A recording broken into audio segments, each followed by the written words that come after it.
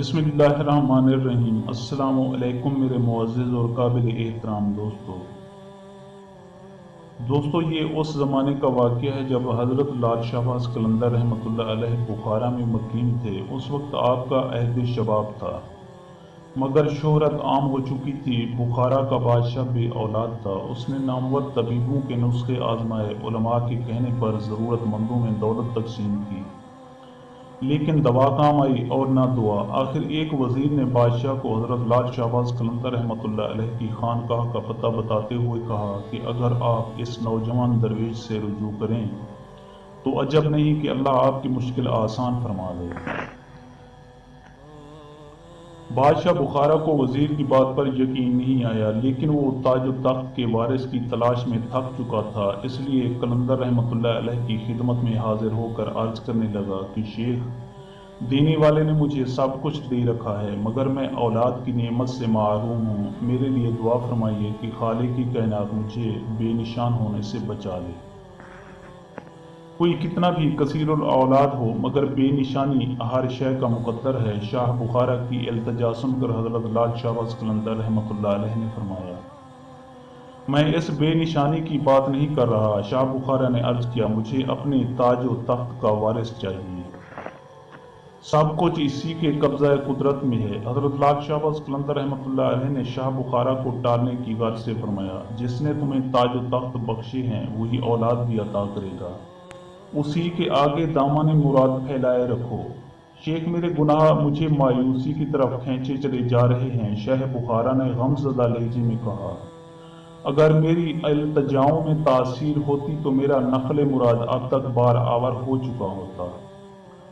दोस्तों, शाह बुखारा की आजिज़ी व बेचारगी देखकर हज़रत लाल शाहबाज़ कलंदर रहमतुल्लाह अलैह ने आंखें बंद कर लीं। ऐसा महसूस होता था जैसे आप मराकबे में हैं। फिर कुछ देर बाद हज़रत लाल शाहबाज़ कलंदर रहमतुल्लाह अलैह ने सर उठाया और फरमा रवाए बुखारा से मुखातिब हुए, तुम्हें बाहुक्म खुदा तख्त का वारिस तो मिल जाएगा, मगर इसकी एक शर्त है, तुम्हारे शहजादे में आधा हिस्सा हमारा होगा। हज़रत लाल शाहबाज़ कलंदर रहमतुल्लाह अलैह ने शाह बुखारा के सामने अपनी शर्त पेश कर दी। आधा हिस्सा। हज़रत लाल शाहबाज़ कलंदर रहमतुल्लाह अलैह की शर्त सुनकर शाह बुखारा हैरत ज़दा रह गया। शेख, मैं आपकी बात समझा नहीं। वक्त तो आने दो, सब कुछ समझ आ जाएगा। हज़रत लाल शाहबाज़ कलंदर रहमतुल्लाह अलैह ने बेनियाज़ाना कहा।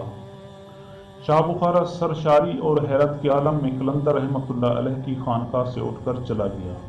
दोस्तों, फिर तकरीबन एक साल के बाद बुखारा का कसर शाही नकारों और शादियानों के शोर से गूंज उठा। वज़राए मुमलिकत, अमीरान सल्तनत और दीगर खिदमतगार शाह बुखारा को खूबसूरत फर्जंद की विलादत पर मुबारकबाद दे रहे थे और फरमा रवाए बुखारा की समाअतों में हज़रत लाल शाहबाज़ कलंदर रहमतुल्लाह अलैह के ये अल्फाज गूंज रहे थे, बाहुक्म खुदा शहजादा तो दुनिया में आ जाएगा, मगर इसमें हमारा आधा हिस्सा होगा।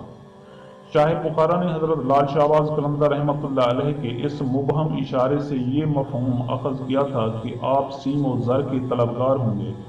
नतीजतन वो इंतहाई कीमती तोहफ़े लेकर हज़रत लाल शाहबाज़ कलंदर रहमतुल्लाह अलैह की बारगाह में हाजिर हुआ। हज़रत लाल शाहबाज़ कलंदर रहमतुल्लाह अलैह ने लालो जवाहिर, दीनार और दिरहम से भरे हुए तलाई और नकरई खानों को देखा और शाह बुखारा को मुखातिब करके फरमाया कि ये क्या है, आपका हिस्सा। शाह बुखारा ने मुसरत आमेज़ लहजे में अर्ज किया, ये तो मेरा हिस्सा नहीं है। हज़रत लाल शाहबाज़ कलंदर रहमतुल्लाह अलैह ने कीमती तोहफ़ की तरफ इशारा करते हुए फरमाया, आप ही ने तो ये शर्त रखी थी कि वली अहद सल्तनत में आधा हिस्सा आपका होगा। शाह बुखारा ने हैरान होकर कहा,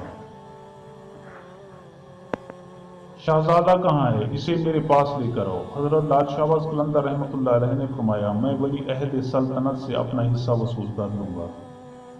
शाह बुखारा अब भी हज़रत लाल शाहबाज़ कलंदर रहमतुल्लाह अलैह की बात समझने से कासिर था। वो खानकाह से उठा और शहजादे को लेकर हज़रत लाल शाहबाज़ कलंदर रहमतुल्लाह अलैह की खिदमत में हाजिर हुआ। हज़रत लाल शाहबाज़ कलंदर रहमतुल्लाह अलैह ने बड़ी मोहब्बत से बुखारा के वली अहद सल्तनत को अपनी आगोश में ले लिया। कुछ देर तक बहुत गौर से शहजादे को देखते रहे, फिर अपनी गदड़ी में छुपा लिया। शाह बुखारा और इसके वज़रा दम बखुद थे। حضرت لال شہباز قلندر رحمۃ اللہ علیہ ولی عہد سلطنت کو کچھ دیر تک اپنے سینے سے لگائے رہے، پھر خوبصورت شہزادے کو شاہ بخارا کی طرف بڑھاتے ہوئے فرمایا، اب تم جو چاہو کرو، ہم نے اپنا حصہ وصول کر لیا۔ شاہ بخارا اور اس کے مصاحب ایک عارف کے رمز کنایات کو کیا سمجھتے؟ وقت گزرتا رہا اور شہزادہ جوان ہو گیا، پھر شاہ بخارا کے انتقال کے بعد شہزادہ تخت نشین ہوا۔ حضرت لال شہباز قلندر رحمۃ اللہ علیہ نے ولی عہد کا نام اودھم رکھا تھا اور اب وہی شہزادہ اودھم کے نام سے بلخ اور بخارا پر حکومت کر رہا تھا۔ دوستو، روایت ہے کہ سلطان اودھم نے کئی سال تک عدل و انصاف اور پاک بازی کے ساتھ حکومت کی۔ اس کے عہد اقتدار میں بلخ و بخارا کے باشندے پرسکون اور خوشگوار زندگی بسر کر رہے تھے۔ اچانک سلطان اودھم نے ایک دن اپنے وزراء اور امراء کو طلب کر کے کہا، میرا دل اس فانی دنیا سے اچاٹ ہو چکا ہے، اس لیے اپنی ذمہ داریوں سے سبکدوش ہونا چاہتا ہوں۔ سلطان اودھم کی بات سن کر اراکین سلطنت پریشان ہو گئے۔ شاہ بلخ و بخارا کے عوام کسی دوسرے شخص کی امارت پر راضی نہیں ہوں گے۔ وہ آپ کے انتظامات اور انداز حکمرانی سے اس قدر مطمئن ہیں کہ کسی دوسرے فرمانروا کا تصور بھی نہیں کر سکتے۔ میں نے بہت چاہا کہ میں اس آواز کو نظر انداز کر کے دن رات تمہاری خدمت میں مشغول رہوں، مگر اب مجھے اپنے ارادوں پر کوئی اختیار نہیں رہا۔ سلطان اودھم نے امرائے سلطنت کی درخواست کے جواب میں کہا، وہ آواز مجھے بے ہم بلا رہی ہے۔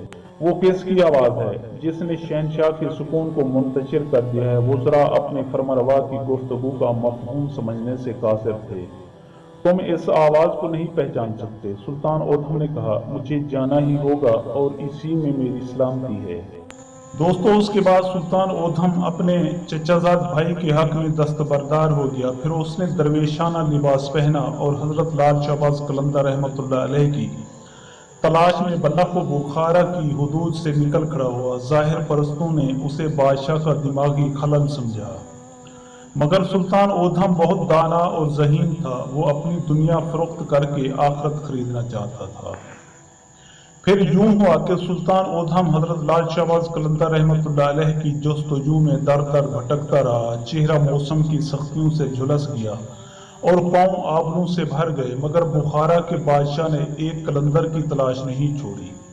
آخر ایک دن وہ بامراد ہوا۔ اس نے سہمن پہنچ کر اپنا سر نیاز حضرت لال شہباز قلندر رحمۃ اللہ علیہ کے قدموں پر رکھ دیا۔ سلطان کیسے ہو؟ حضرت لال شہباز قلندر رحمۃ اللہ علیہ نے اپنا دست مہربان والی بخارا کے سر پر رکھ دیا۔ شیخ، بہت مضطرب ہوں، دل کی خلش چین سے بیٹھنے نہیں دیتی۔ سلطان اودھم اپنے آنسوں سے قلندر کے پائے مبارک کو بھگوتا رہا۔ اگر سلطانی چھوڑ کر فقیری مل جائے تو یہ بہت سستا سودا ہے۔ حضرت لال شہباز قلندر رحمۃ اللہ علیہ نے فرمایا، شیخ، میں تو نجات کا طالب ہوں۔ سلطان اودھم کی گریہ و زاری میں اضافہ ہوتا گیا۔ اس سے پناہ مانگتے رہو، نجات بھی مل جائے گی۔ حضرت قلندر رحمۃ اللہ علیہ نے فرمایا۔ اس کے بعد حضرت لال شہباز قلندر رحمۃ اللہ علیہ نے سلطان اودھم رحمۃ اللہ علیہ کو اپنے حلقہ بیت میں شامل کر لیا۔ پھر طویل ریاضت و مجاہدات کے بعد پیر و مرشد کے حکم سے سلطان اودھم رحمۃ اللہ علیہ خیرپور کی پہاڑی پر چلہ کش ہو گئے۔ آپ نے باقی عمر یہیں گزاری اور وفات کے بعد اسی مقام پر آسودہ خاک ہوئے۔ سلطان اودھم کا مزار مبارک آج بھی خیرپور میں موجود ہے۔ بعض تذکروں میں حضرت سلطان اودھم رحمۃ اللہ علیہ کو گودڑ شاہ کے نام سے بھی یاد کیا گیا ہے۔ ہمارا خیال ہے کہ گدڑی پہننے کی وجہ سے لوگ آپ کو گودڑ شاہ کے نام سے یاد کرنے لگے ہوں گے۔ برے صغیر کے لوگوں کا مزاج بھی کچھ عجیب سا ہے۔ بہت سے بزرگوں کے حقیقی نام گم ہو گئے ہیں اور ان کے ناموں کی جگہ عقیدت مندوں کے وضع کردہ القاب و خطاب نے ملک گیر شہرت حاصل کر لی ہے۔ مثال کے طور پر ایک بزرگ اپنی سواری کے لیے گھوڑا استعمال کرتے تھے، نتیجتاً چاہنے والوں نے انہیں گھوڑا شاہ کے نام سے مشہور کر دیا۔ ایک اور بزرگ رنگین کپڑا پہنتے تھے جس پر نسوانی لباس کا گماں ہوتا تھا۔ انجام کا وہ بزرگ سدا سہاگن کے نام سے یاد کیے جانے لگے۔ شاید یہی صورتحال سلطان اودھم رحمۃ اللہ علیہ کے ساتھ بھی پیش آئی ہوگی۔ بہرکیف حضرت لال شہباز قلندر رحمۃ اللہ علیہ نے سلطان اودھم رحمۃ اللہ علیہ سے اپنا نصف حصہ اس طرح وصول کیا کہ ان کی آدھی زندگی فقیری میں بسر ہوئی، یہ حضرت قلندر رحمۃ اللہ علیہ کی بڑی کرامت ہے۔ دوستوں میں امید کرتا ہوں کہ آپ کو میری یہ ویڈیو اچھی لگے۔ اگر آپ کو میری یہ ویڈیو اچھی لگے تو پلیز آپ میرے چینل کو سبسکرائب اور اس ویڈیو کو لائک ضرور کیجیے، اور اپنی قیمتی آراء کا اظہار نیچے کمنٹ سیکشن میں کرنا مت بھولیے۔ شکریہ، خدا حافظ۔